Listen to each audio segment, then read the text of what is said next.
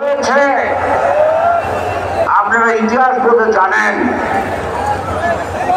আমাদের শহীদ রাষ্ট্রপতি জিয়া রহমান 27 তারিখে যখন স্বাধীনতার আহ্বান করে তিনি রাস্তায় নেমে যান, তার সাথে যারা সিপাহী ছিল তারা ম্যাডামের বাসভবনে যান, পাকিস্তানিরা তার অস্ত্র নিতে চায়।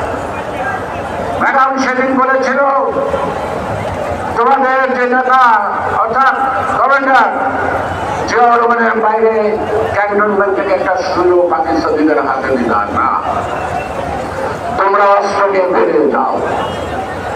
শেখ হাসিনা কি করছেন যুদ্ধের সময়? কার বাংলা বলে থেকেছেন? পাকিস্তানিদের ভাড়া করা বাসভবনে থেকেছেন, পরিবার পরিজন নিয়ে থেকেছেন।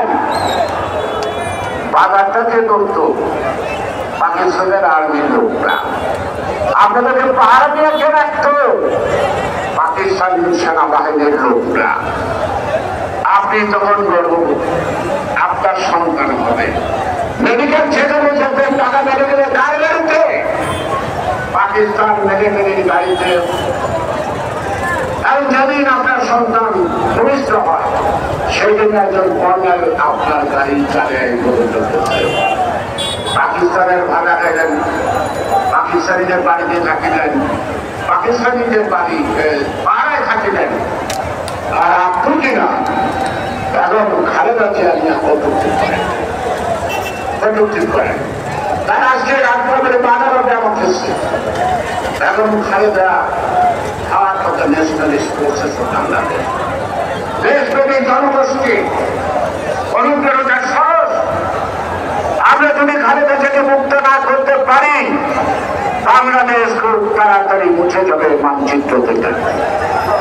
যে সকল চুক্তি ভারতের সাথে করছে, প্রত্যেকটা বাংলাদেশকে ধ্বংস করার জন্য অতীত ভবিষ্যতে বাংলাদেশ নামক দেশটা থাকবে না। সুতরাং ব্রিটিশরা যেমন কলোনি হিসেবে বাংলাদেশকে ব্যবহার করত, আজকে যারা তাদেরকে ক্ষমতা রাখছে তারাও বাংলাদেশকে একটা কলোনি বানাচ্ছে। তারা বন্ধুত্ব চায় না।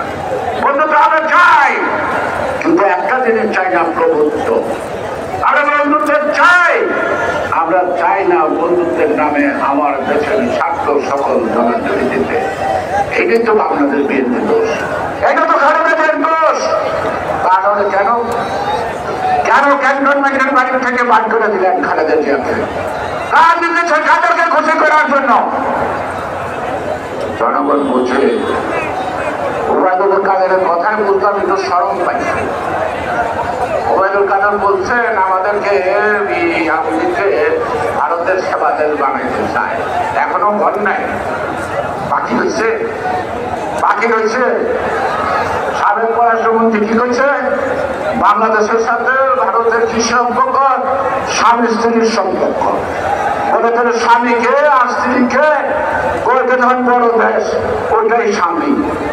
কার সেবা দেশকে ঘরের জিনিস তো পরের কাছে তুলে দিচ্ছে। তাদের সম্পর্কে কি তারা নাই বললাম।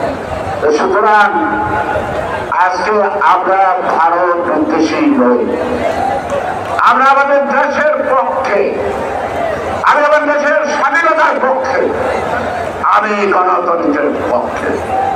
সুতরাং আমার গণতন্ত্রের লড়াই, আমার নেত্রীর মুক্তির লড়াই কেউ যদি মনে করে আমরা কোনো দেশের বিরুদ্ধে, আমাদের কিছু করার নাই।